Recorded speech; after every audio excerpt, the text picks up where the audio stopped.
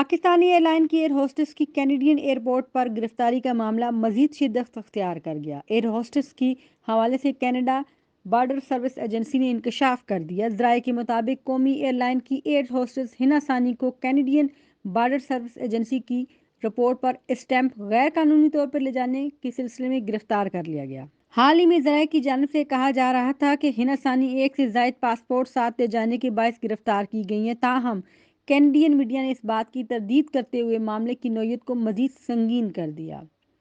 Canadian security service agency کی جانب سے بیان جاری کیا گیا ہے، جس میں کہا گیا کہ 28 مارچ 2024 کو پاکستان انٹرنیشنل ایئر لائن کی فلائٹ اٹینڈنٹ کو پیٹرسن انٹرنیشنل ایئرپورٹ پر جانچ پڑتال کے لیے سکینڈری بھیجا گیا، جہاں ان کے ایک سوٹ کیس میں سے کینیڈین سیکورٹی سروس ایجنسی کے 2 پورٹ اسٹیمپس برآمد ہوئے ہیں۔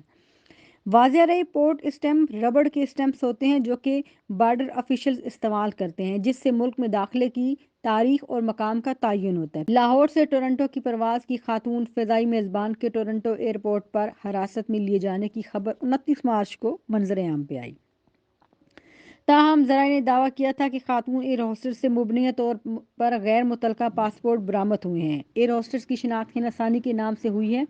ایئر ہوسٹس کو پہلے بھی غیر ممنوعہ اشتعال آنے پر وارننگ دی گئی ہے۔ میڈیا کے ذرائع کے مطابق ہنا ثانی نامی ایئر ہوسٹس معروف گلوکارہ کی عزیزہ ہیں، جبکہ خود بھی سوشل میڈیا پہ ماڈلنگ کرتی ہیں۔